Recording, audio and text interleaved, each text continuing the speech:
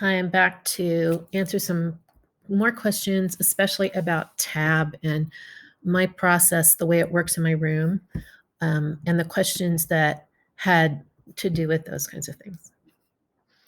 I forgot to tell you the least favorite center in my room, which makes me really sad because it's the art library or art books. I've got so many cool things in there, and they include how to draw books, um, origami books, art technique books, art biographies of artists. Even I got some graphic novels in there that are really cool, but nobody wants to look at them. I think I've only convinced maybe one or two people a semester to check out that center.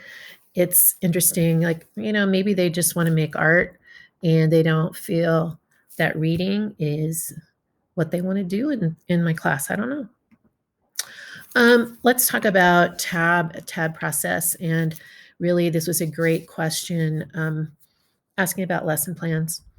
So let me just say that this is from my understanding of tab and the way that it works in my room. Tab is a continuum. It's not just like you're doing it. I hear a lot of people say, I want to be full tab. I'm not full tab, so I'm not tab. It's like everyone's worried that they're not tab enough, including me. um, like I said, tab is a continuum. Most of us are somewhere on that.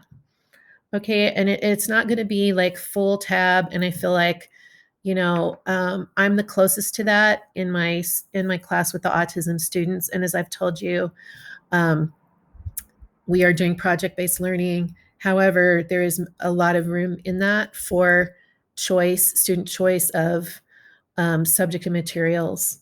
So, I'm definitely on the spectrum, but when I go to the TAB conference, I've been the discussion leader for high school for several years. And what I hear a lot of people saying is, the expectations in high school are so high. I want to be more tab. I'm not tab enough. How can I be more tab? And I think we just need to realize that we're all on that continuum. My goal for the Autism Center Kid class, and I'd say really in all of my classes, is to give my students an art experience. For the Autism Center Kids, I just want to introduce them to as many materials as possible. Um, Lesson plans. It's interesting because I know someone brought up like, oh, you probably, you don't do traditional lesson plans. Yeah, I do because I'm expected to. And I did figure out when I was teaching at West, I had to, I was teaching sixth, seventh, and eighth grade middle school art. Yes, they have middle school and high school there. And I had to have weekly lesson plans posted outside my door so that if someone came around, they could see what was happening. So here's the way that I did it. In the tab process, you are opening up centers one at a time. Did I show this before? Engaging learners through art making, an awesome, like this is the book, people. Catherine Douglas and Diane Jakewith, both that I've gotten to meet at tab conference, and they're amazing. So you're introducing centers one at a time. So you could say your unit is the drawing center. Every day I'm introducing a skill, a way to use materials and introducing different materials. So, maybe the skill that I'm introducing today is blending with colored pencils. And, I'm demonstrating it. And maybe, you know, not everyone is going to end up doing that. That's what's interesting about tab, that at first I was like, what? They're not all doing the thing that you show. No, because maybe they're doing something else that you already showed them that they just want to do. But I am showing it and I'm offering it because not everyone has an idea of what to do. So when your lesson plan, unit, drawing center, each day talk about the skill that you're introducing. And that's the way that you can get your lesson plan. Because for me, most of the students will try what I'm showing them. And then for a while, anyway, in the Autism Center class, I'm just, my teaching time is very short. I'm demonstrating something and I'm saying, hey, here's the thing we're going to try today. And if someone doesn't want to try it, that actually doesn't come up very often. But, they can just do something else. There are things that are always out, and I don't think they aren't necessarily a center, but one thing that's been super popular is, I would just call it big paper. And there's some kids that just like having a big paper and working on drawing on it for several days. Another thing, popular books. We always have like little books I make out of scrap paper, and they can make their own book, and that's always there. So, that's why, Jasmine always wants to do bracelets, but we're encouraging her to try something, and then do bracelets. So, it's never a thing like you have to do this.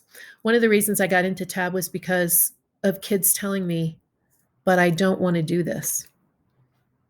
And I thought to myself, maybe if I was you, I wouldn't want to do it either. And then I started asking the question, what do you want to do? And to me, that's really what TAB is about. So that's where I'm at with that. Yeah. And so I'm never like forcing anyone to try anything. They know that there are several options. And so we can always default to any of those things. They can choose. For the most part, like I said, they want to try it. They'll give it a try and usually end up liking it. And I think this is just such a different environment for them that they enjoy being there. They are willing to try these things. They also have parents who are helping them try these things. Interesting. Once again, paras do help with this, but what I've realized is that if I don't have the relaxing music playing in my room, I have Spotify, and I think it's worth it to not listen to commercials. So I just pay for that myself. And when I don't have that, because like the internet isn't working or something like that, we do have a lot of issues with students having, getting stressed out or throwing something, or, freaking out when the music's playing. It's not happening. Guess what? Not happening in my other classes either. It's a relaxing place to be. What I notice is that something that is relaxing for everyone is drawing. And I see, that is something that everyone can do. And maybe they're doing like scribble type drawing, or just drawing cartoon characters that they like, or, some other type of subject that they choose. Drawing is a very refocusing activity that I've seen for students in the classroom.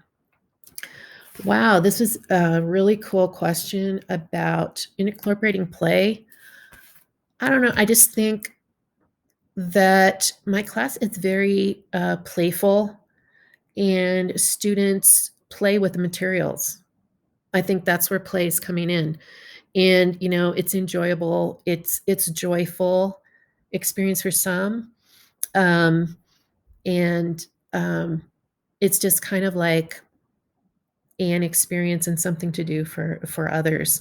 But that's a really interesting concept that I want to think more about, how to incorporate play. But I would say for now, TAB is a playful experience for students. Experimenting, investigating. These are more, I would say, forms of play that students would be into when they're in high school. And just keep in mind that some of the students in the Autism Center are there until they're 21, even though they may not be functioning really on the level of what we think of as a 21-year-old. I would just say, the play that I see, the creative play is happening when students are interacting with the art materials. So I've loved getting to share some things with you guys. And let me know if you have more questions, or you might check out our Instagram page, which was at Lincoln Artists Create. And I hope that I will be inspired to put some more content, recent content on there for people to see. So take care, and I wish you all the best in your career as art teachers.